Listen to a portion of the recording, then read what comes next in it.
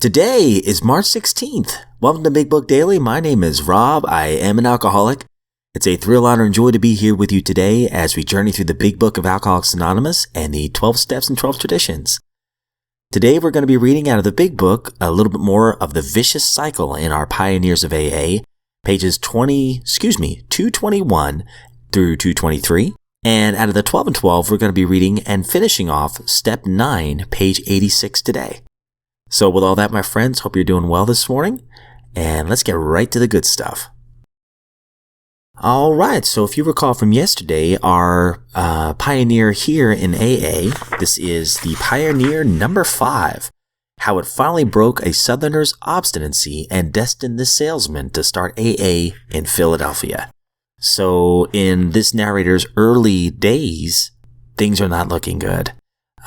His life has certainly become unmanageable and eventually had lost his wife and ends up in his mother's home suffering from the withdrawals.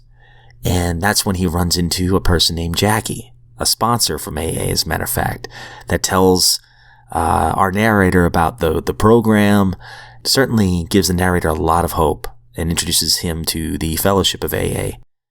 And also we find out that Jackie, the very one who helps our narrator here, eventually would succumb to alcoholism.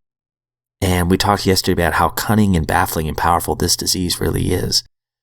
And it's really no respecter of persons at all. So we're going to learn a little bit more about our narrator here in this chapter. We're reading pages 221 through 223 today. The age-old question in AA is which came first, the neurosis or the alcoholism? I like to think that I was fairly normal before alcohol took over. My early life was spent in Baltimore, where my father was a physician and a grain merchant. My family lived in very prosperous circumstances, and while both my parents drank, sometimes too much, neither was an alcoholic. Father was a very well-integrated person. And while mother was high-strung and a bit selfish and demanding, our home life was reasonably harmonious.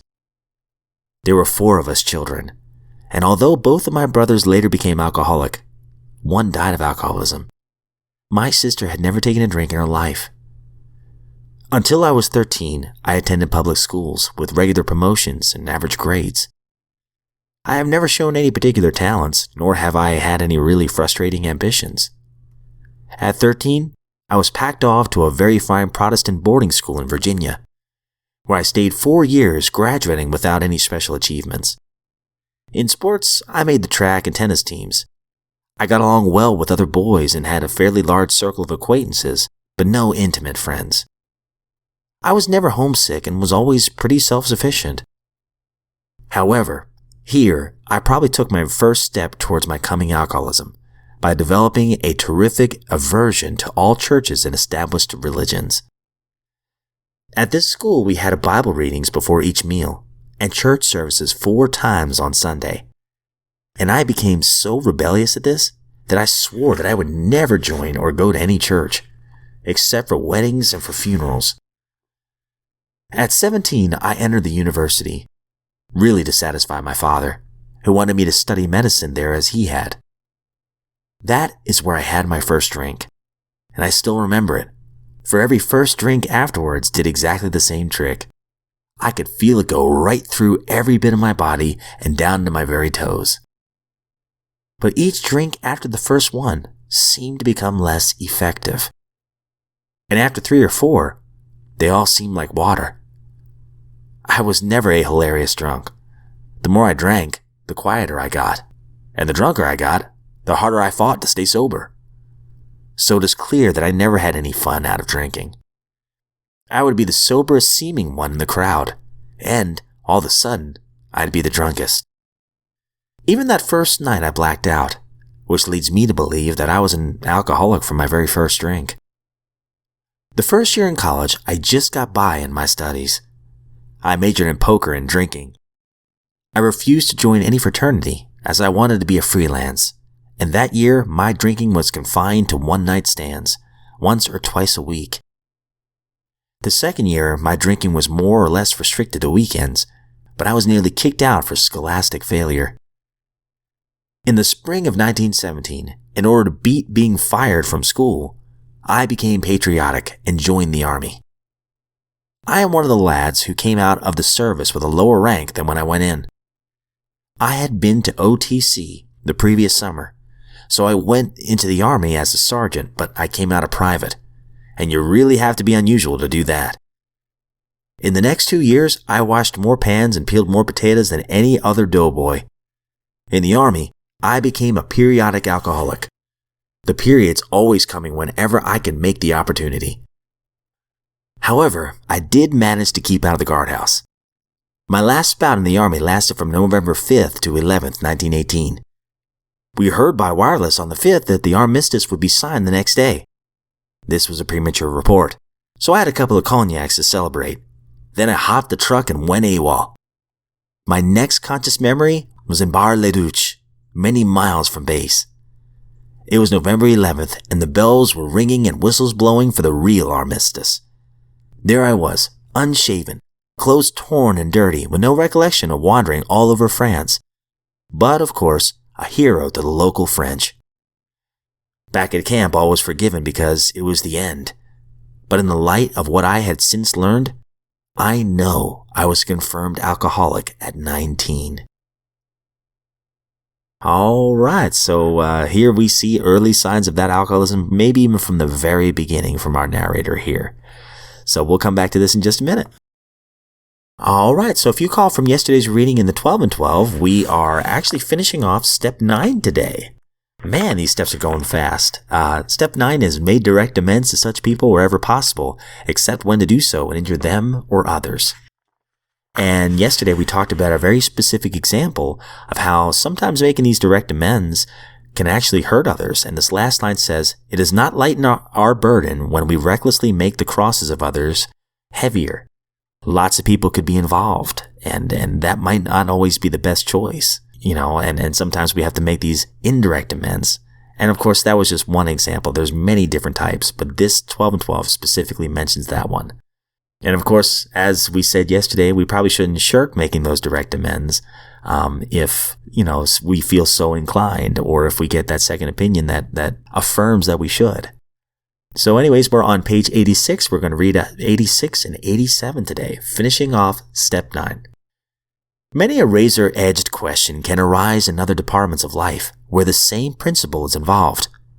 Suppose, for instance, that we have drunk up a good chunk of our firm's money, whether by borrowing or on a heavily padded expense account. Suppose that this may continue to go undetected if we say nothing. Do we instantly confess our irregularities to the firm in the practical certainty that we will be fired and become unemployable? Are we going to be so rigidly righteous about making amends that we don't care what happens to the family and home? Or do we first consult those who are gravely affected? Do we lay the matter before our sponsor or spiritual advisor, earnestly asking God's help and guidance, meanwhile resolving to do the right thing when it becomes clear, cost what it may? Of course, there is no pat answer which can fit all such dilemmas. But all of them do require a complete willingness to make amends as fast and as far as may be possible in a given set of conditions. Above all, we should try to be absolutely sure that we are not delaying because we are afraid. For the readiness to take full consequences of our past acts and to take responsibility for the well-being of others at the same time is the very spirit of step 9. All right, I love those last few lines right there. There is no pat answer. There's no answer for every single dilemma. Every situation is a little different. That's why it's always wise to ask maybe somebody you really trust, somebody who's been there and done that. Get a second opinion before you go right to making those amends. But one thing we shouldn't do is delay because we are afraid. All right, I'm moving over to the big book real fast. I find it interesting. This alcoholic here, he drinks a little differently than I did. He didn't really have that great of a time when he was drinking. He got more quiet than most of the folks, and he would go from 0 to drunk. It certainly felt. For me, early on, I had that warm glow that our southern friend from last testimony had talked about. But one thing I do relate to from this alcoholic's testimony is that it would take more and more to feel that good feeling. And that was me. I was chasing a feeling. And of course, his life was becoming pretty unmanageable in college and now in his experience in the military. But since it was Armistice Day, hey, I think everyone was probably celebrating at that point. And he kind of got away with it. But as he's thinking back, he is pretty certain that even in his earliest days of drinking, he drank alcoholically. And I certainly did as well. I had some blackouts early on. I won't go through my entire drunk-a-log tonight. I won't bore you with the details, but I should have known. And I started drinking when I was 17. I should have known. You live and learn, right? So we will continue more of this story tomorrow. Guys, I thank you so much for joining me in this Lifeboat of Recovery. As always, I don't speak on behalf of AA or any other sect, NA, Al-Anon, any other sect or denomination or organization. I am just a grateful recovering alcoholic. And it is a real thrill and joy, and I mean that, just to be here doing this podcast. It has helped me tremendously since day one. So this has become such a great part of my morning routine, and truly, it is an honor to be here. Hope you all have a great day, and I look forward to seeing you back here tomorrow.